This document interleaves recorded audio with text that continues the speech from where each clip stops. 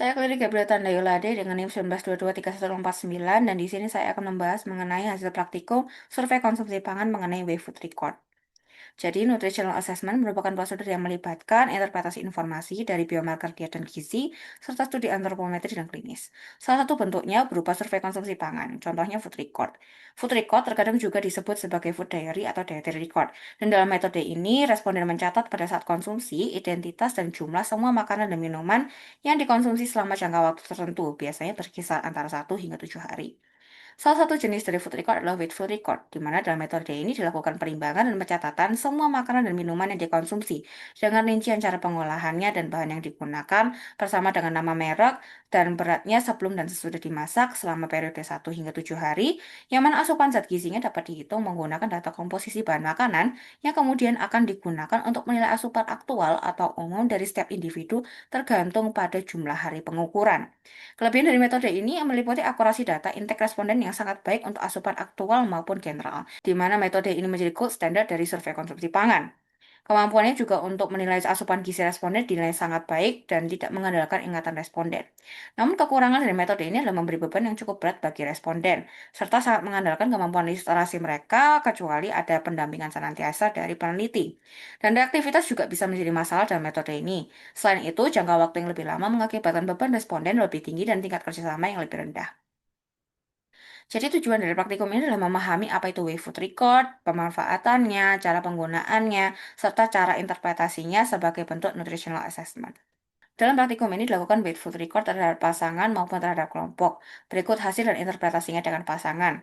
Bisa dilihat dari pasangan saya yaitu responden L, beliau mengkonsumsi makanan 2 hingga 3 kali sehari bergantung pada kesibukannya dan jamnya juga tidak menentu dan sangat fleksibel.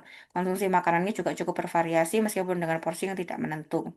Bila dilihat dari rata-rata asupan harian responden L, beliau mengkonsumsi 960 kilokalori energi per hari, 99,2 gram protein per hari, 32,3 gram lemak per hari, 151,5 gram karbohidrat per hari, 49,8 gram gula per hari, 3 miligram zinc per hari, 142 Re vitamin A per hari, 56,7 mikrogram vitamin C per hari, 7 miligram besi per hari, 612,3 miligram natrium per hari, dan 345 miligram kalsium per hari.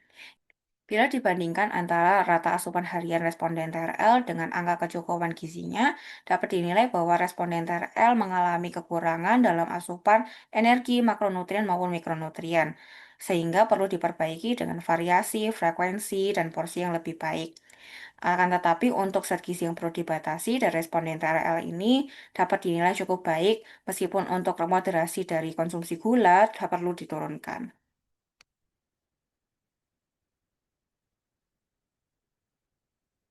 Meskipun Meskipun moderasi dari konsumsi gula perlu ditingkat. Namun bila dilihat dari sisi zat gizi yang perlu dibatasi, moderasi yang dilakukan oleh responden TRL ini cukup baik, meskipun untuk moderasi gula perlu ditingkatkan. Berikut merupakan hasil dan interpretasi dari praktikum dengan kelompok beserta statistika deskriptifnya. Bisa dilihat dari kebanyakan responden kelompok mengalami kekurangan baik asupan energi, makronutrien, dan mikronutrien dengan hanya sedikit yang mengalami kecukupan asupan.